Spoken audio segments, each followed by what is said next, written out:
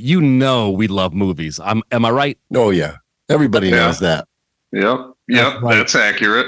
Well, yes. I got a superstar for us. Are you ready? Who is a Mr. Olympia bodybuilder champion, a blockbuster actor, even a former governor of California, and an entrepreneur? Are you ready for this? There's like several people who cover all those boxes. There's a bunch of guys that fit that. Man, I think. None other than Arnold Schwarzenegger. Are you kidding me? I mean, how many movies have we seen of his and loved and have that defined genres and just are classics? It's unbelievable. Let's talk about our top pick of one of his movies tonight. Welcome to V3Cast. Thanks, everybody, for tuning in. This is V3Cast, episode 36. We are the band Voyager 3, and we do this podcast called V3Cast. And tonight, we're going to talk about Arnold Schwarzenegger, the blockbuster actor. He's been going for decades. He's not done yet. We're each going to showcase one of each of our favorite films of his. Let's do it. Yeah. Yes. You know, there are only a few people who you can say defined a decade. I mean, yeah, he's been doing it for longer than the 80s, but I think I'm comfortable saying that the 80s was his golden era.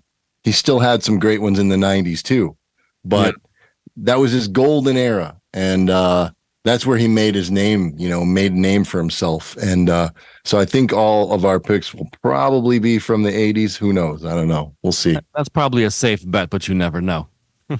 You want to know what's funny? My brother and I share a video. We collect movies digitally so that we can watch them on our phones and things like that. I think it's called Fandango at home now, but it used to be Voodoo.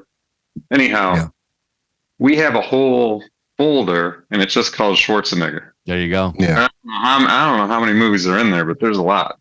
Yep. Right. So who More else? than a glance, right? More than a glance. And I think he might be the only one that got his own folder. Mm-hmm. So There you go. that just goes to show you. Almost everyone he was in, especially in the 80s, like Aaron said, those are like archetypal films. Like they made many other films like those ones, like trying to, maybe copy off of them or just getting inspired from them, whatever the case may be. I mean, those are all genre defining films. It's unbelievable to have that track record. Unbelievable. Yep. What is your Arnold Schwarzenegger pick? I have a few favorites among his movies, right? So this isn't necessarily my favorite movie, but it's one of my favorites. And this was a game time decision. I was trying to decide for about 24 hours between two movies. And I went with this one just because of it's sort of timely for me. I've been getting into Conan the Barbarian stuff more than ever in the last couple years. I started reading the Robert Howard books or short stories and novels and really getting the background of this character that I've known my entire life. The reason I know that character is because of the movie Conan the Barbarian, which is 1982. It's also important because it's the one who put him on the map. I mean, before that, he was a bodybuilding guy, and this was the movie that made him a household name, or at least got him into the realm where he would get those other big roles. And so 1982, Conan, directed by John Milius. I saw it when I was a little kid before I could really even understand all that stuff. And then I saw it as a teenager and in my 20s, and I've seen it a bunch of times. But watching it more recently after reading the books and everything, I appreciate it even more now. So a little bit about the background, Conan was introduced in 1932. Robert Howard created him. And he didn't get really too popular until, Howard died in 36. He ended up killing himself. But Conan got bigger in the 30s and 40s, and he kind of kept growing. And then, but it was always the novels, right? And the short stories and little bits of artwork here and there that would be featured in magazines, for these short stories and stuff, but no real defined heavy hitting art until that would be 1966 when Frank Frazetta did the first book cover of Conan. Oh. And that was what blew people's socks off, when they got to see this character and have this visual attachment to him, this, brooding, dark, full of muscle, guy with a sword or with an axe or with a woman at his side or at his feet, Right. And just hacking people in half and riding horses and doing all this stuff with the helmets and the long black hair and all this stuff.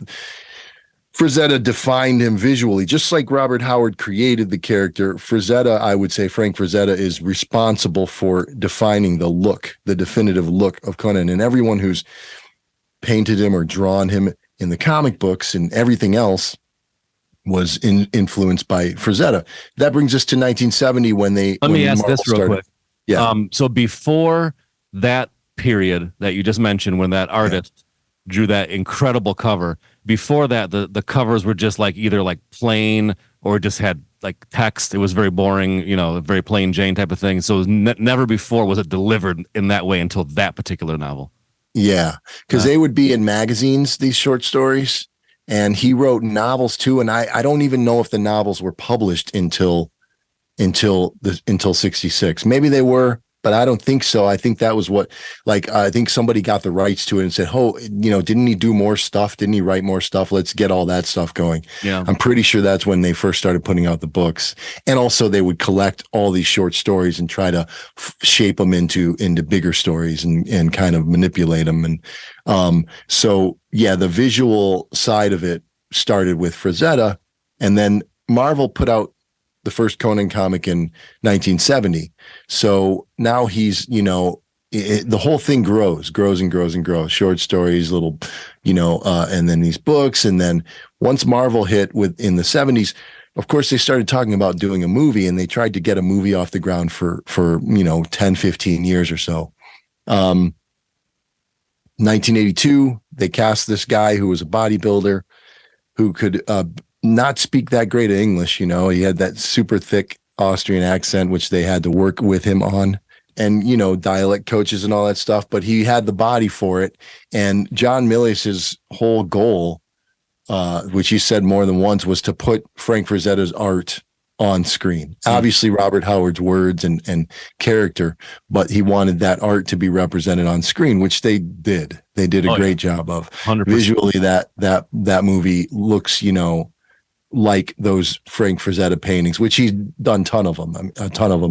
And so, they put this on screen. They synthesized this story based on not just Conan stories, but other Robert Howard stories about like Kull the Conqueror and stuff. And kind of created this sort of put together story. They had to, all movies have to have an origin, because the Conan books and stories really never had an origin. He was just out on the scene, just getting into trouble, robbing castles and stuff. And Howard didn't really go into him as a kid or his parents or anything like that. But a movie has to have that stuff. So they did that.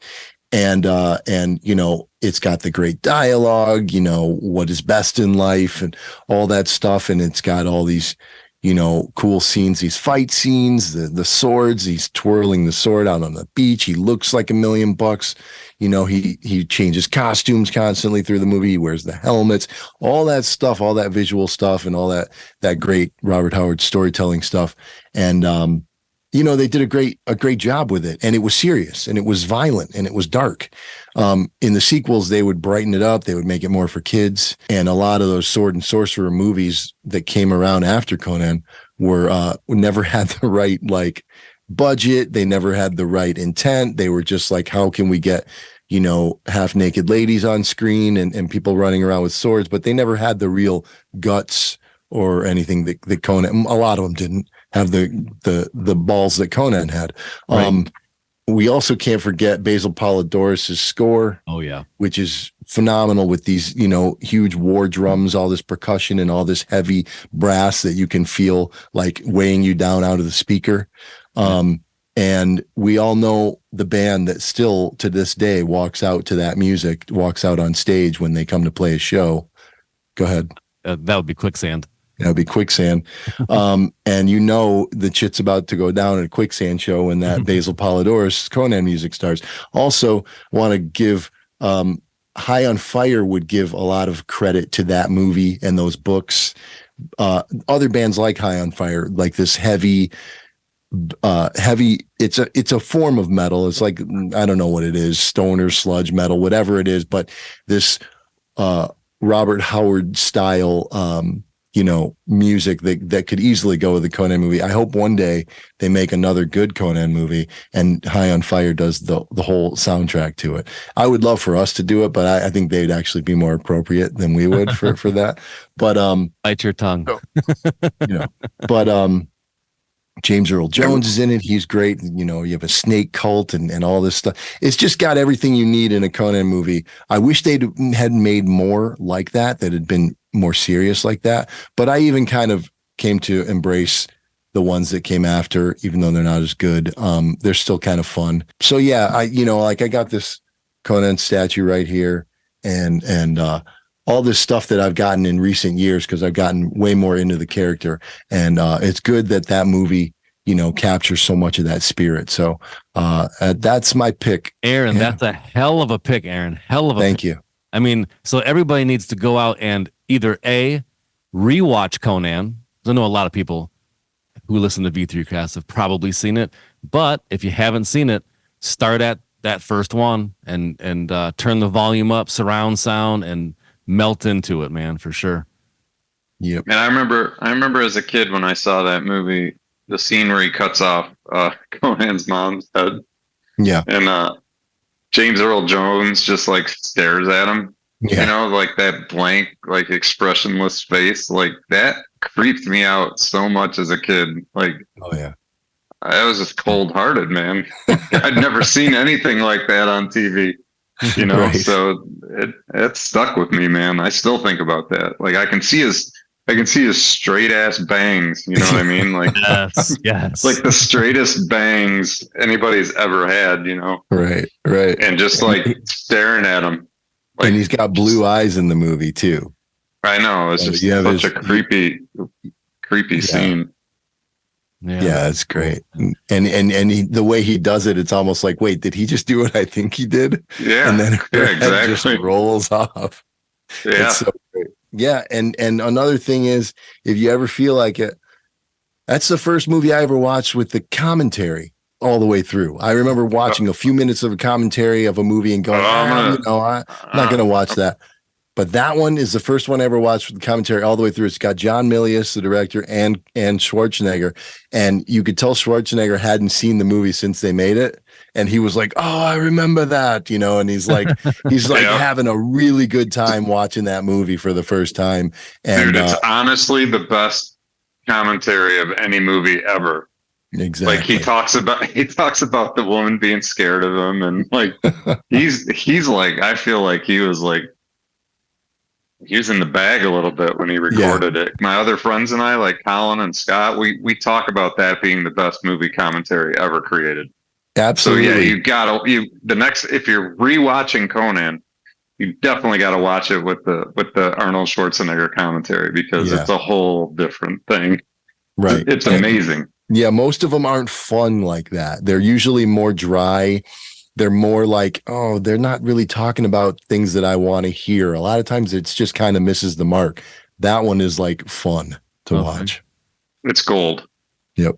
Nice. Aaron, what are you drinking tonight? I wanted to change it up so I could impress Greg a little bit. This is it's from Ciderboys. It's apple strawberry cider. Ooh, that's a nice red can. It just looks refreshing. And it does, doesn't it? Look at the sweat pouring down it. That's the mark of a good beverage when it's sweating. Just sweating, wet, got it going like a turbo vet. I mean, there it is right there. And it's good. It's good. It's a weird combination, strawberry and apple. And it kind of tastes like yogurt, but it's still good. Man, you're speaking my language. That sounds like something that's good. I don't know. I mean, it sounds good to me. Yeah, it's good. It's a cider, Yeah. Yes, indeed. Man, oh man. Hey, Greg, what do you got over there in the beverage department? Yeah, so you guys are going to be surprised. I'm always surprised at your picks. Most people, I know there's a few people that probably listen to us. They're like, all right, which IPA are you drinking this week? So that's my impression of our listeners. What IPA are you drinking this week? Anyways, I made myself an iced coffee. Oh, this is good. For tonight. That was either an RC Cola Or an iced No, coffee. I wasn't quite sure. That's a dark roast iced coffee That looks nice and cold in that glass. That dark brew, man. Good choice. I do want to point out though how hardcore that is, because it is 11 o'clock at night right now. So yeah, and this is I brewed it earlier in the day and put it in the fridge so that the coffee could actually like cool before I put ice cubes in it, so it won't get all watery. There you go. But this is the brand of coffee, so I don't know if you guys have ever heard of this. Revv with just two says, V's. Yeah, and it says strong coffee. I mean, I don't know. It also says no surrender. I like that. And it's got a whole like mission statement on the side here. But if you've never tried it, I got it from what's the place, like Office Depot or something. So I don't know. Staples. I don't know, like Staples. That's it. As far as dark roasts go, it's pretty good and it's pretty cheap. You can get a really good deal on it at Staples. So that fits my criteria. Oh man. So iced coffee tonight. No IPA. All right. What's your pick, Greg? So I based my pick not only on the movie itself, but the score, kind of like Aaron. But I went with The Running Man. I'm not gonna belabor it. Super nice. Like I did. Go ahead. Yeah. Go ahead. Yeah, I'm not gonna belabor it like Aaron. I picked The Running Man. So Steve, what'd you pick? I'm not even gonna give any tidbits. Just the title. Oh, that's good. I'm going in the exact opposite direction as Aaron. Yeah. Okay, guys. Good night. No, I have some tidbits. So what I remember about The Running Man, that was another one of those like Schwarzenegger movies where like you couldn't argue with the casting. You know what I mean? Like they had Jesse the Body Ventura was in it. You had my favorite game show host, Richard Dawson was in it. Yeah. And as I was like preparing for this, I was reading a bunch of stuff about The Running Man, and I guess they like intentionally didn't put Schwarzenegger in the same shot as Jesse Ventura because Jesse Ventura is like 6'5", 300 pounds, and he just like dwarfs Schwarzenegger. Yeah. Even though like Schwarzenegger's as big as he is, right? Right. Schwarzenegger was definitely probably like more physically built than Jesse, but Jesse was like heads taller than him. So that I found that pretty interesting. And then what scene always stuck out to me in this? Well, I mean, I like the concept that like there's this game show and you can win your freedom, so that was, oh, by the way, it was like fictitiously set in 2019. So theoretically this, The Running Man show should already be on TV. Yeah. Right. At this point. So, but remember when if they went outside the perimeter, that collar around their neck would blow their head off. Yeah. So the one guy makes a run for it and they're all trying to stop him. And then he gets past the perimeter and all this beeping goes off and then his head exploded. I was like, as a kid, I was like, man, this is the coolest movie I've ever seen. All right. It's kind of, it reminded me of what they talked about in Escape from New York, when they put the capsules in his artery and that he's like, it's not very big. It's about the size of a pin needle head or whatever, just enough to pop your artery open. Well, they took that and they actually like showed it on screen, like blowing the dude's head off. Yeah, so that's what always stuck with me about this movie. And then like the futuristic sort of like dystopian concept was cool. Like that's what I always liked about it. And, and when you think about this movie, it actually inspired like American Gladiators, I think. I don't think anybody would argue that it inspired that. Right. And that actually was on TV. And, nobody got killed, theoretically. Right. But, and then remember the video game Smash TV? Did you guys ever play that in the arcade? I never played that. No, I never played it. So that was based, I think, on this movie too. So like it created this whole futuristic game show, sort of subgenre thing. And then, like Aaron said, I have, the score by Harold Faltermeyer. Mm-hmm. He did Beverly Hills Cop, but more importantly, he did Fletch because Fletch is better. But he did The Running Man. He did Running Scared too, another great score. but check out, so I got this on vinyl and it's got this awesome gatefold. I don't know if you guys can see that. Oh man, yeah, it's cool. Killian is lying to you. Yeah, and then you got the ICS on the back, and Yeah, it's really, I don't know. Like for me, Running Man was ticking all the boxes for me. So in my research, I'm going to quiz you guys. Guess who were some of the options to play Ben Richards, other than Schwarzenegger, before he got the role? 87, right? 87. This was 87. Yep. Okay, so that would have been. I bet Kevin Costner was in the running. Nope.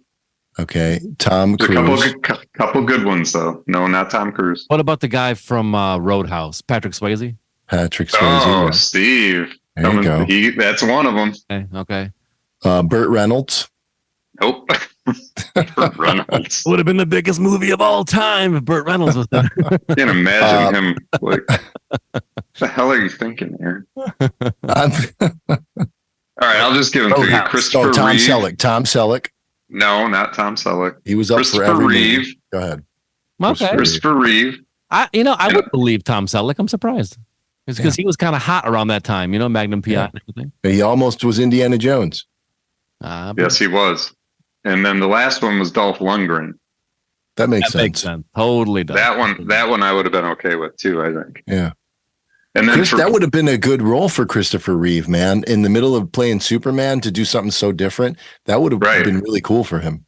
Yeah. He probably would have been good at it too. Yeah. And then for Damon, Killian, Richard Dawson wasn't their first choice, which I found hard to believe because I feel like Richard Dawson was like the sleaziest of all the gay show hosts. Embodied that.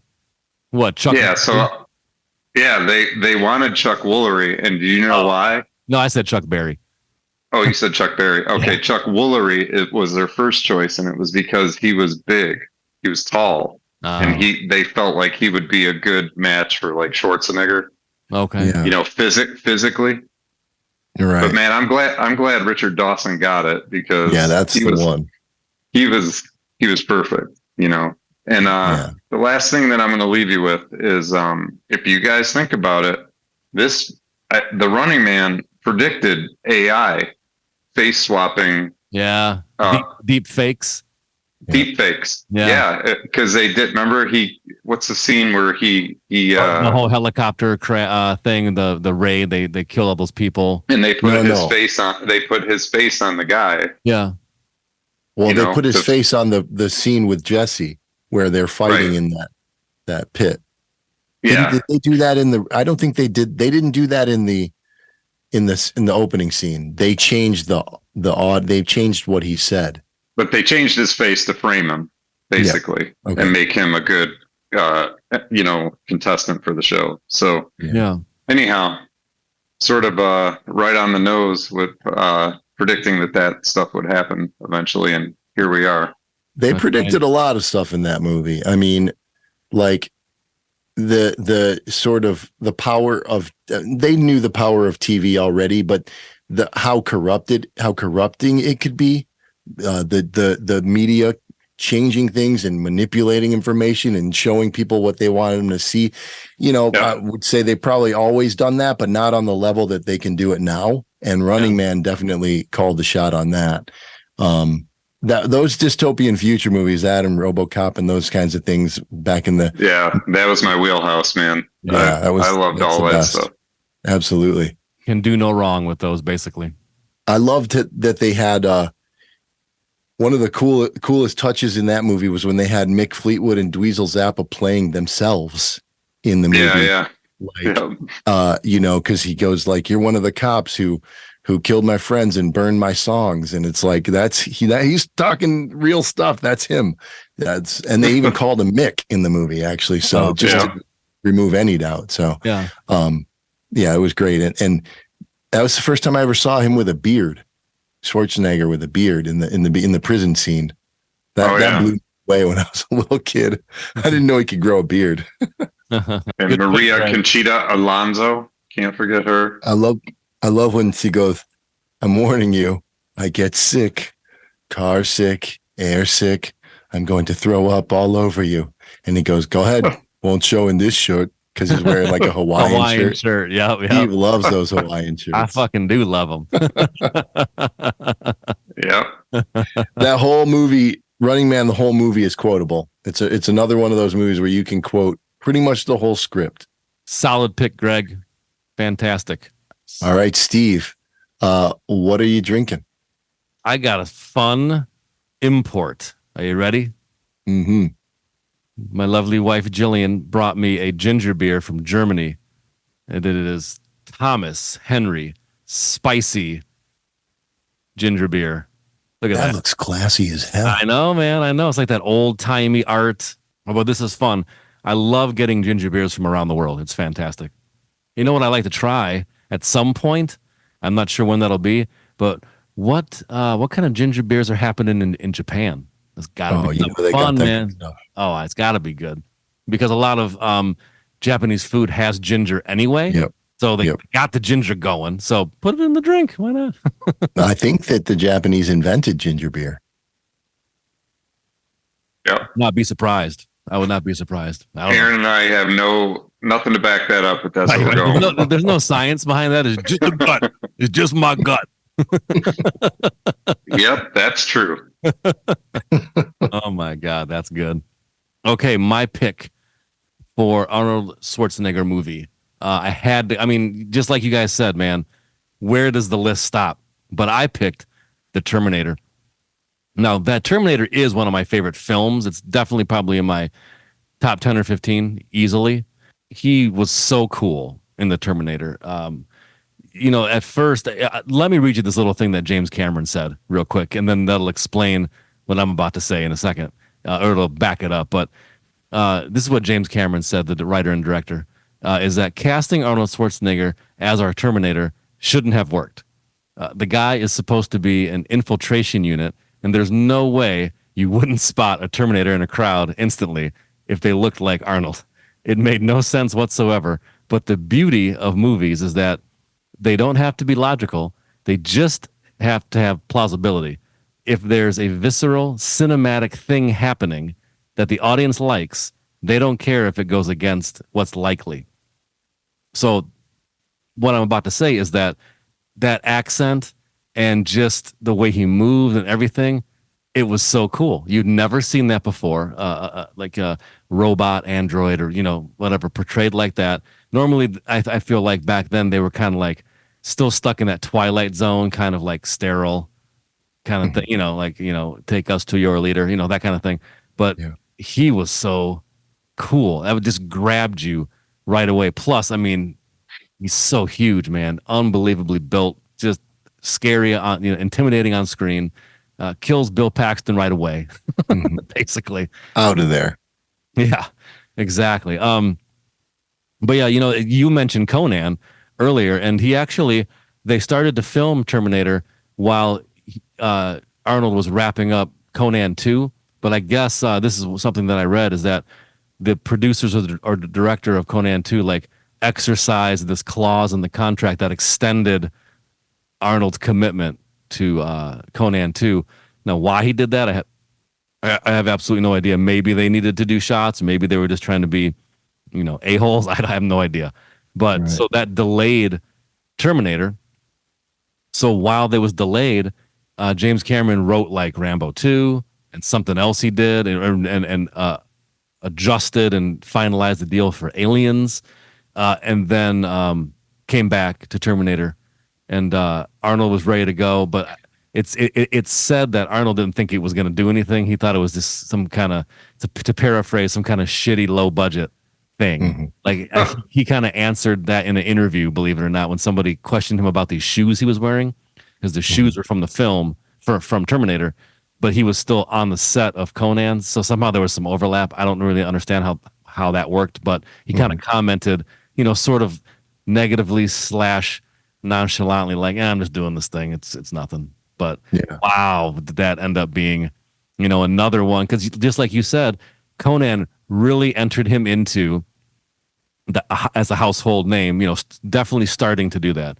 But then Terminator reinforced that, and it kept building and kept building. It's incredible. And of course, since we're talking about scores, the Brad Fiedel score is there's nothing else like that score. It is strange tidbit too is you guys how you know it's kind of like in, for lack of a better term, it's kind of like in Seven. It's not kind of straight time. That was an accident because Brad Fiedel kind of captured the sample off a little bit, like he clipped it in the machine back then. Like it was done inside of a keyboard, and you have to like hit the key, let the phrase play, and then hit it when you wanted it to stop, and then you capture that loop, and then you can put that wherever you want to. He fucked up, so it was snipped a little bit, but happy accidents, man. That couldn't be any other way, in my opinion. I don't want to hear it in 8 at all. Right. I want to hear it just that way it is, man. It's perfect. I don't know. I might want to hear it in 8. I don't think so. This is Steve celebrates the idea of making things hard for no reason. You could be right about that, but Terminator came out October 26th of 84. By the way, how good of a year was 84 for films? Oh my god! I mean, they even year for the Detroit Tigers, man. Yeah, that too. True. And they even filmed, even though it wasn't finished, but they filmed New York Ninja in 84. Right. So 84's got some big time weight to it in cinema, in my opinion, at least. I mean, probably because of our age, I guess, but it has $6.4 million budget, so very small budget, obviously. But in the United States, it grossed $38.3 million and then $40 million overseas. So holy moly. No wonder they've made, 8 of them now? How many are they up to? Yeah, whatever Something it is. That. Yeah. We were just talking about this at Motor City Nightmares. And I didn't know we'd all agree, but we did. Voyager 3 has an official stance that Terminator is better than Terminator 2. Terminator 2 is cool. It's fine, but it's just kind of like a bigger budget, mostly remake of Terminator 1. And Terminator 1 it's more menacing, it's darker, it's more doom and gloom. Yeah. And that makes the love story in Terminator that much more powerful because it's the only breath of fresh air you get in that whole oppressive movie. Is that one scene that's like it's a pretty good damn love scene, man. And it's almost out of place because the whole movie is so tense and uncomfortable that when you get to that scene, you're like, oh my God, we have a human moment here, just for a minute. And then boom, it's back into it because it's pretty much as soon as that's over, they're back in the shit. And that movie never lets up. Terminator 2 has like the more comedy stuff with Edward Furlong and Hasta La Vista bit. It's okay. Yeah. But it doesn't compare. I don't need Guns N' Roses in my Terminator movie. That's why I'm all Terminator 1. Right. All day long. Yeah. All day. All day long. No, that's always been my favorite one. Hands down, my favorite one. Yeah, I'll give you another nonsensical reason why the first one's better. Well, and this I even knew as a kid. Remember when Kyle Reese goes back in time and he puts the Nikes on? Yes. Yeah. Those Nikes, every kid wanted them. I think they even call them Terminators. Like you can find, like Nike makes them every once in a while, but they're like really rare and sought after. But I remember they were like black and silver and they had that like silver Velcro strap. They were like mids or something. So I was like, I got to have those shoes. And of course my parents were like, you're not having those shoes. Of course. I got those shoes and that was the only time I never did. I really did. You had those? I swear I had them. How come I don't remember that? The only time I ever had the cool shoes. Like I never had Jordans or anything. But I did have those shoes somehow. Oh my God, you should have hung on to them. Yeah, I wish I had. I wish they're long gone. But yeah, as soon as his feet come down in the dressing room. Yeah, exactly. Those were the coolest Nikes I had ever seen ever. And I was like, Mom, I got to have those. She's like, you will wear tracks. That's what I had, man. I remember at Wayne State, I had a film class, my first film class, and she was a super cool film teacher. And part of that reason she was so cool is because she included Terminator in our film class and Blade Runner. And I thought, like for those movies, for those genre movies, non Casablanca and Maltese Falcon, like genre movies from the 80s to be in a film class, for her to be recognizing those for the important works they are, it was really cool. And, it made me look at that movie in a totally different way, in a totally deeper way. So, whenever you can do that with a movie, that's a plus.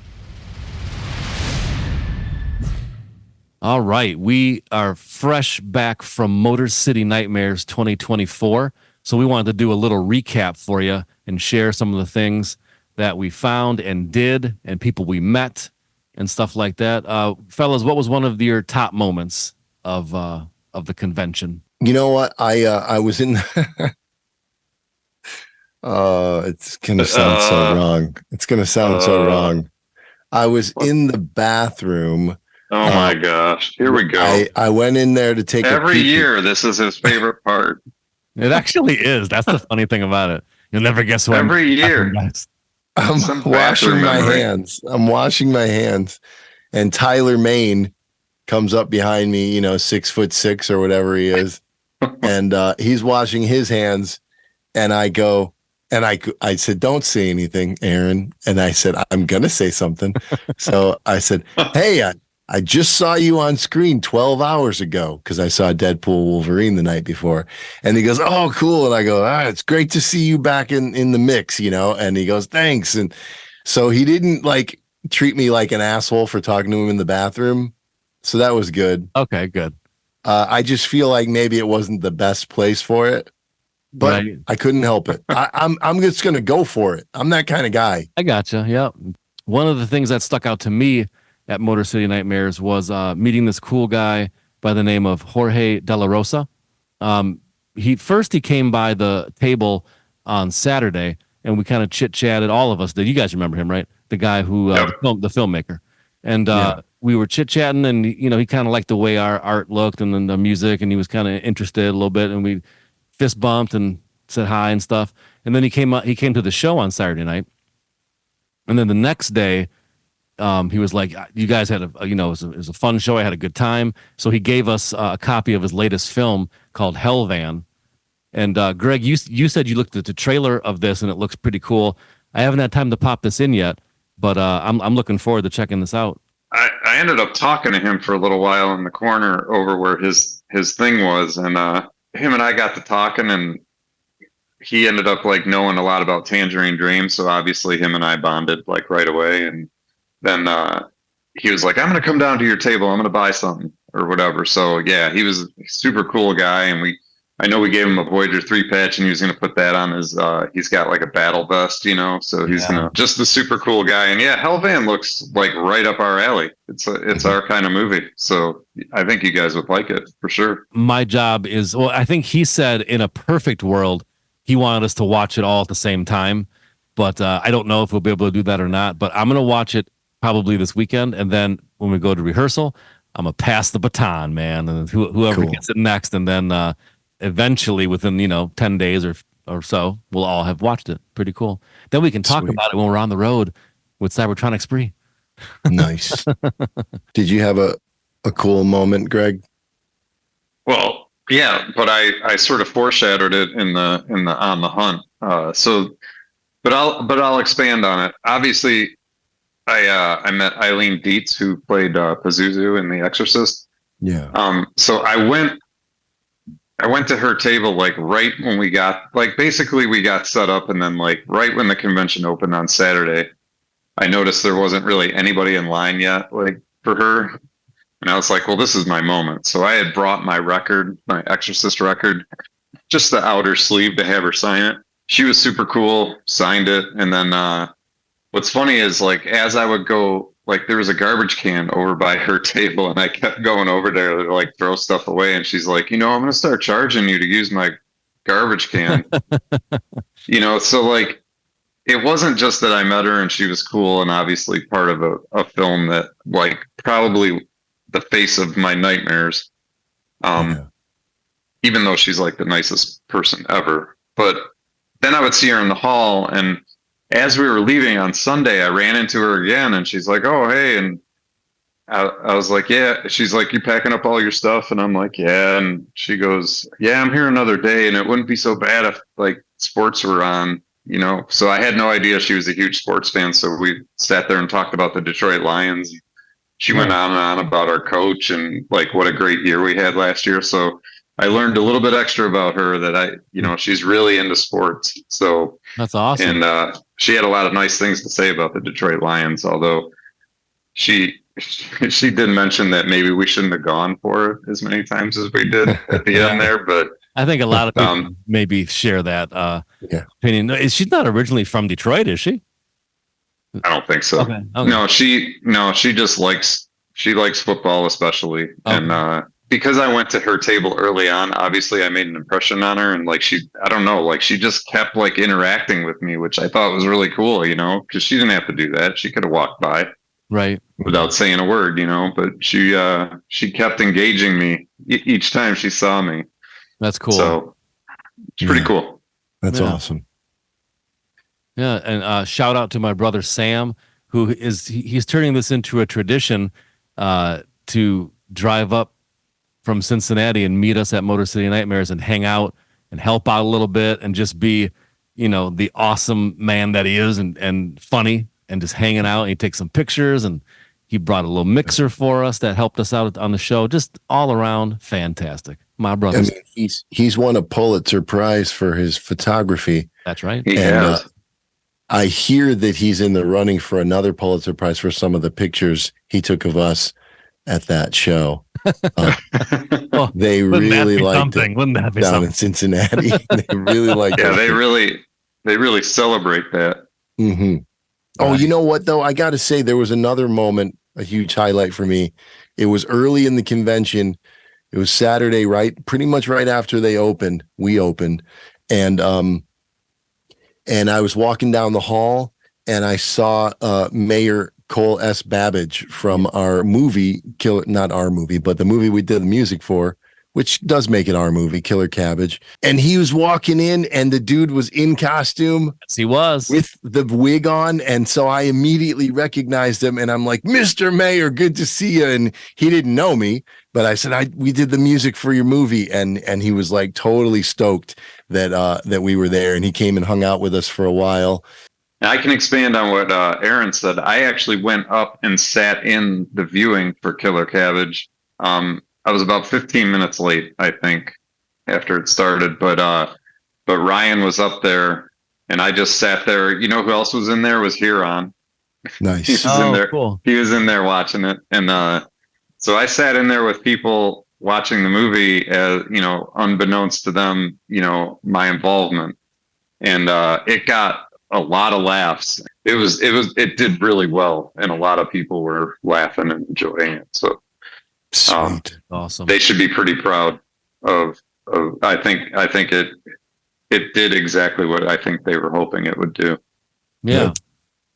Very cool. Yes. Speaking of Killer Cabbage, let's get into that a little bit.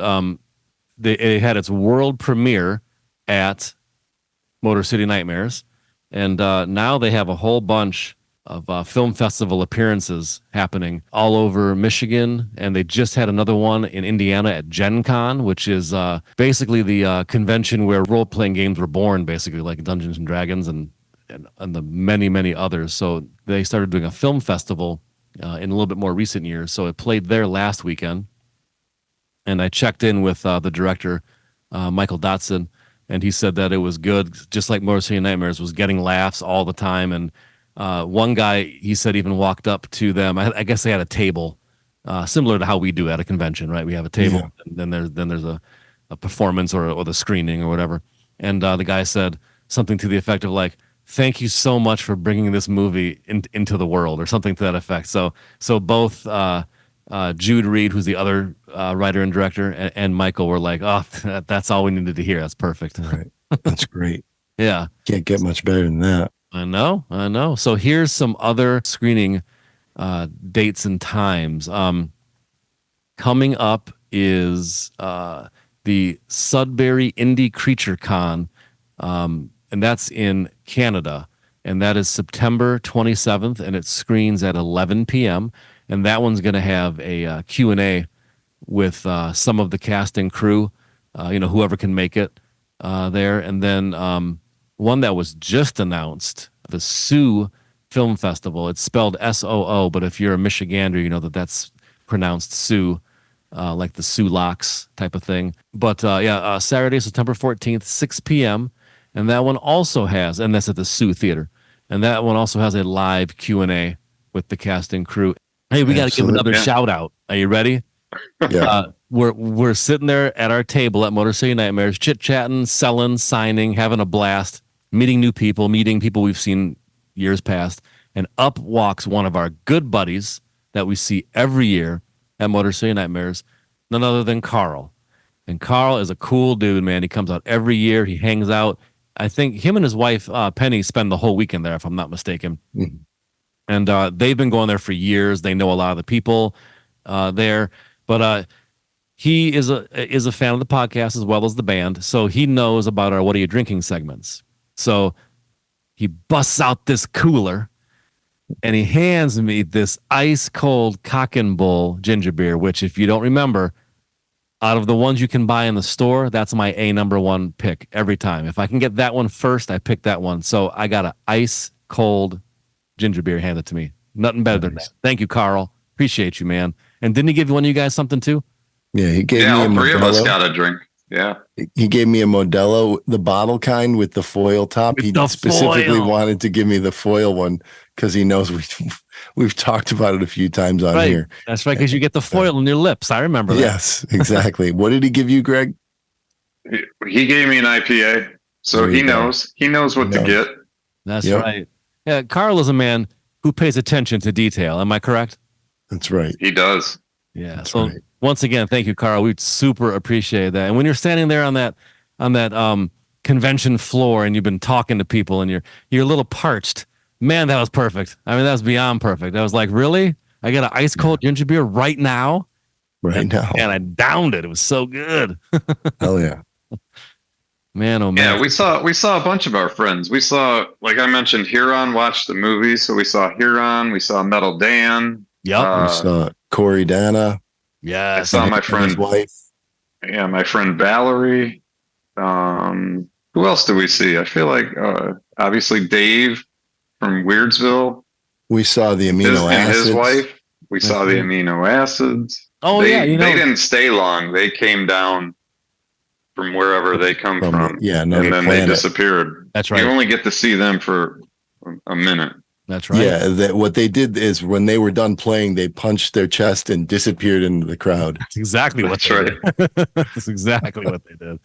And speaking of Dave's, our longtime buddy, Slasher Dave, stopped by the table because Dave is up to something really cool coming up. Aaron, share what that is. Yeah, this is for the people who have this on their screens. This is Haunted Hazel Park. It's a Halloween art fair. It's on October 12th, and it's at Green Acres Park in Hazel Park, and that's going to be from 10 a.m. to 6 p.m. It's going to have a bunch of really cool artists. What's the date on that, did you say? October 12th. Okay, cool, man. Yeah. It's going to have a bunch of really cool, creepy artists and stuff, and he wants it to be, if he can make it an annual thing, he'll try to do that. So check that out. Man, that sounds really killer for sure. Yeah. It's going to be awesome. You guys remember from last year, we met up with Eugene Clark, who played Big Daddy in George Romero's Land of the Dead. Well, wouldn't you know, he was there again this year. And we didn't interview him, but I did walk by his table and say hi and just talk to him for a couple minutes while there was a little break in the action. And I said, Eugene, man, tell me what you're working on. And he said he has a Christmas movie that's finishing up. And he said he's working on a series on Netflix called The Madness. So keep a lookout for that. There wasn't really any other details available yet, but just keep a lookout. The Madness, and he's in it. So I'm sure it's going to be cool, man. One more thing before we go. We haven't done it in a little bit. We're going to do a collecting cool stuff. This week, up to the plate is Greg Maston. What you got? So this won't be a surprise to anybody, and I won't spend a ton of time on it, but check this out.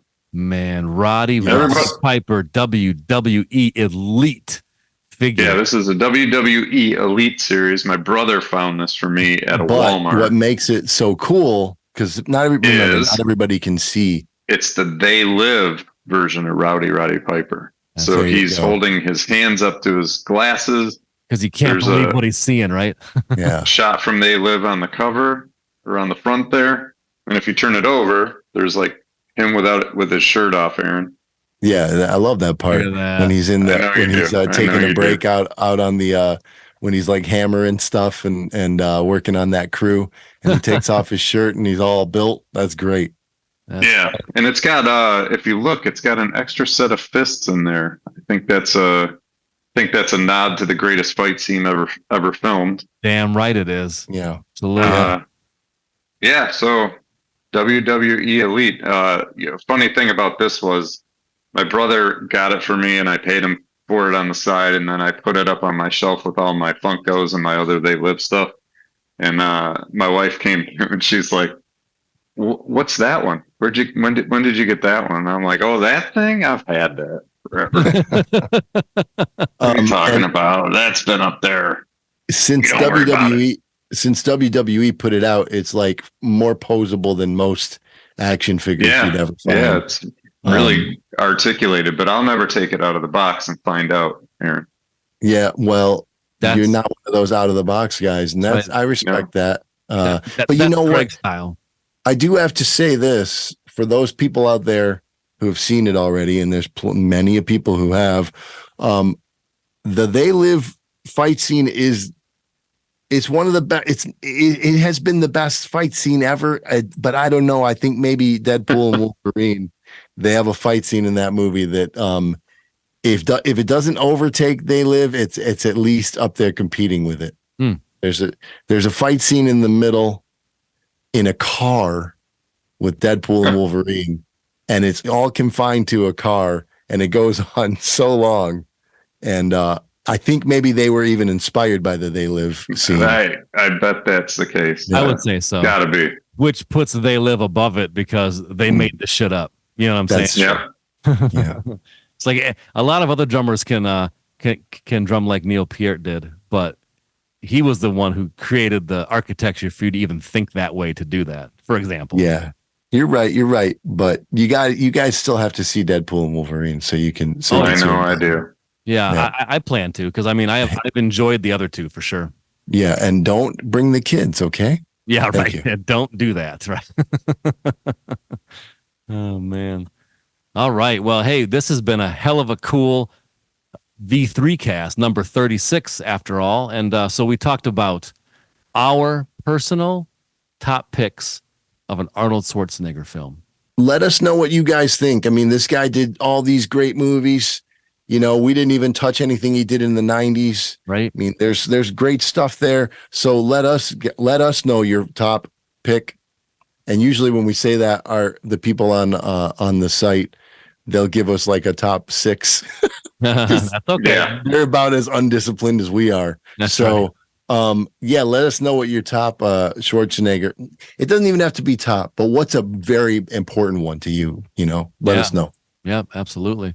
And then we kind of recapped our 2024 experience at Motor City Nightmares, which was fantastic. And we look forward to getting back there again soon. And a quick mention that our brand new album, Killer Cabbage, is out. We have CDs and cassettes available on our web store, which is Voyager 3 Store, VOYAG3R store.com. And digital, of course, is any streaming service that you like. It's likely on there. So pick up the album. We have T-shirts and a couple of other merch things like that cool keychain. And for the whole month of August, any orders over $35 get free U.S. shipping. So take advantage of that. And if you like Voyager 3 music and you like dudes like us talking about films, movies, and music and albums and stuff, go ahead and subscribe. And until next time on the next V3 cast, crank up Killer Cabbage.